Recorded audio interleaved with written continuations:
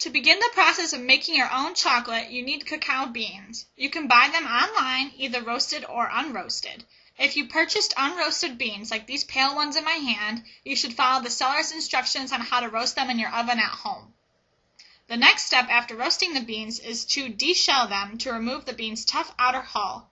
Begin with one bean in your hand and make a snapping motion with your fingers and gently apply pressure. The shell should come off and leave you with a whole piece on the inside.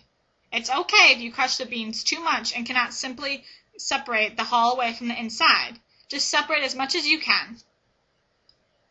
Here's a look of what the beans look like on the inside. An alternative way to do this process more quickly is to place all of the beans into a Ziploc bag and use a rolling pin to crush every bean to separate the hulls. Obviously, this way all the shells will be mixed in with the inside, or what is referred to as the nibs. We will take care of this problem in our next step, but if you prefer deshelling by hand, you can use this method as well. Now pour the mix into a large bowl and head outside for the winnowing process. Winnowing is the process of separating the hulls from the nibs. This can be done in two basic ways. Here I am using a hairdryer to blow onto the mix, and the lighter hulls will come up and out of the bowl. You can also do this by tossing the mix within the bowl in the air.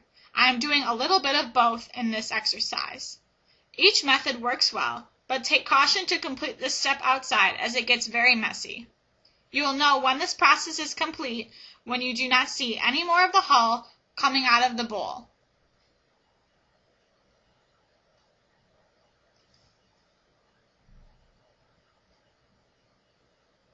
You should have your other ingredient ready before you start grinding, which is sugar. I chose to use organic sugar, but you can use other granulated sweeteners as well. Now place some of the nibs on your grinding tool. I'm using what is called a metate, or a horizontal grinding stone. Alternatively, you can use a mortar and pestle, or a well-functioning food processor or coffee grinder. Grind the nibs until a paste forms, then the cacao nibs should liquefy.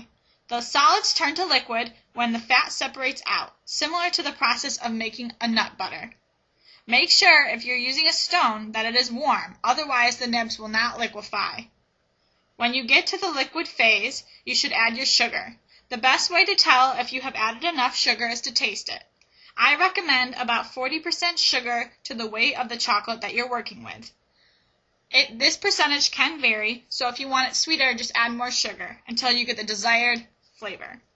Continue grinding until it reaches a desirable texture.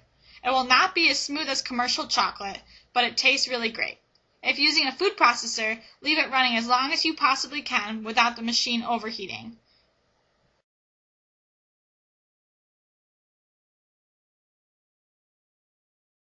Here's the chocolate in the liquid phase. The last process to finish the chocolate is called tempering. In basic terms, this is a process of stabilizing the cocoa butter fat crystals in the chocolate. To do this, pour about 1/3 to a half of your chocolate on a cold stone, such as marble, or I'm using a pizza stone, and agitate it until it has the consistency of cold pudding. Put back into your warm chocolate and continue to stir until all of it is smooth. You should do this repeatedly if your chocolate is too warm.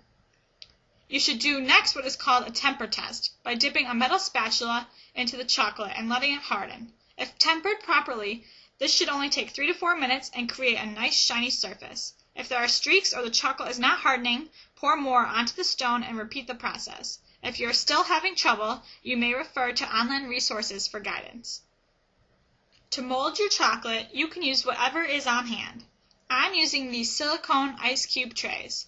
Pour your chocolate in and use a flat spatula to spread the chocolate evenly across the surface.